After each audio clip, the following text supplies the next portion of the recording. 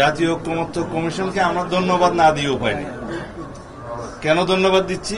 যে অবশেষে তারা তাদের প্রক্রিয়া কার্যক্রম সমাপ্ত করতে পেরেছে।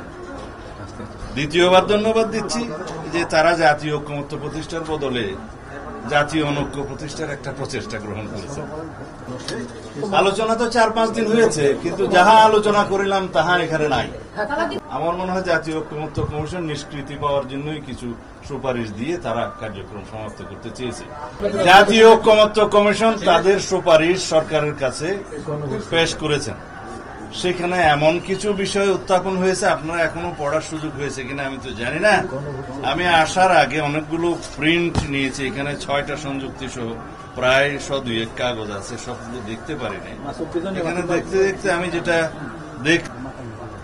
আমার মনে হয় যা কিছু প্রস্তাব ওখানে দেয়া হয়েছে, আপনারা যদি সেটা দেখেন তাহলে আপনারা দেখবেন যে জুলাই জাতীয় সনদ যেটা আমরা স্বাক্ষর করেছি, সেই স্বাক্ষরিত সনদের বহির্ভূত পরামর্শ বা সুপারিশ বহির্ভূত অনেক আদেশের যে সংযুক্তি সেটা সংযুক্ত করা হয়েছে। বলা হয়েছে আপার হাউসে অর্থাৎ উচ্চ কক্ষে নিম্ন কক্ষের প্রাপ্ত ভোটের আনুপাতিক হারে আসনের মধ্য দিয়ে উচ্চ কক্ষ গঠিত হবে। এইরকম তো কোনো সিদ্ধান্ত হয়নি।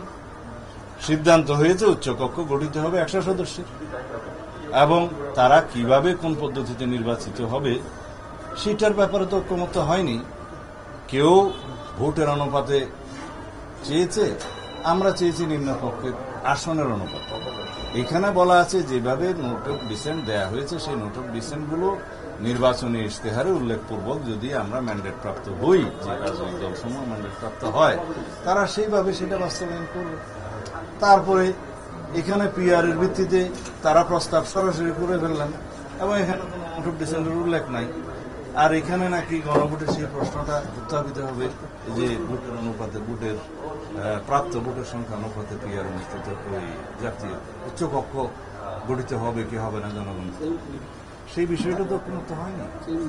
নোট অফ ডিসেন্ট আছে। আর দ্বিতীয় কথা হলো তাদের এখতিয়ারের বিষয়ে বলা আছে যে অর্থ বিল এবং আস্থা বিল বাদে, আস্থা ভোট বাদে সব বিষয়ে উচ্চকক্ষ উত্থাপন করা হবে। এইখানেও কর্মপরিধি কার্যপরিধি সংক্রান্ত নোট অফ ডিসেন্ট আছে যে উচ্চকক্ষ যেহেতু নির্বাচিত নয় সরাসরি, সেই ক্ষেত্রে সংবিধান সংশোধনী সহ অন্যান্য বিষয়গুলো তারা বিবেচনা করতে পারেন না। জনগণের সরাসরি নির্বাচিত প্রতিনিধি ছাড়া সংবিধান সংশোধনের এখতিয়ার কারো নেই। এই বিষয়গুলো আলোচিত হওয়ার পরেও নোট অফ ডিসেন্ট থাকার পরেও তারা